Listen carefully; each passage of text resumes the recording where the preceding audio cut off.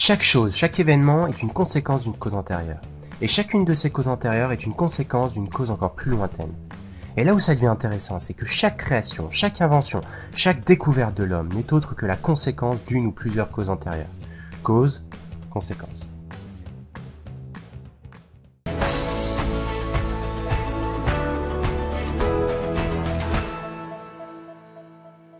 Il y a 48 personnes par seconde qui utilisent le métro parisien, ce qui représente 4 millions de personnes voyageant sous terre par jour. Maintenant, cherchons la cause de cette invention géniale. Autrement dit, d'où vient le métro? Pour trouver la première cause, il faut faire un bond dans le temps de plus d'un siècle. Nous sommes en 1900, le 19 juillet exactement, et la première ligne de métro, la ligne 1, vient d'être ouverte au public.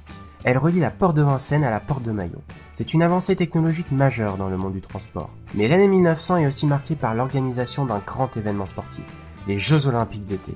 Où ça? Allez, je suis sûr que vous avez deviné. À Paris évidemment. Ça y est, vous l'avez saisi la cause? Eh oui, cette fameuse ligne numéro 1 du métro parisien. Elle a été ouverte à la base pour desservir les épreuves des JO. Et ces JO ne sont pas n'importe quels JO, car ce sont les deuxièmes JO de l'ère moderne. Autrement dit, cette édition de 1900 est la deuxième édition olympique telle qu'on les connaît. La première étant celle organisée à Athènes en 1887. Et cette rénovation des Jeux antiques a été effectuée pendant le Grand Congrès olympique de 1894, organisé à Paris. Allez, vous me voyez venir, non? Ce fameux congrès, quelle en est sa cause? Quelles sont les personnes qui l'ont fait exister? Eh bien, c'est l'USFSA, l'Union des Sociétés Françaises de Sport Athlétique. C'est une fédération consacrée à de nombreux sports et qui organise des événements sportifs.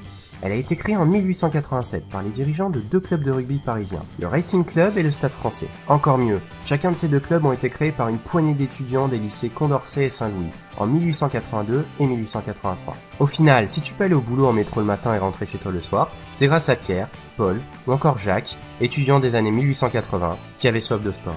Alors évidemment, ce n'est ni Pierre, ni Paul, ni Jacques qui a inventé le métro parisien, mais on peut dire qu'indirectement, il y a contribué.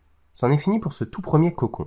N'hésitez pas à aller voir notre dernière vidéo sur les dinosaures, à t'abonner, à liker et à commenter. Et comme d'habitude, n'oubliez pas d'où ça vient.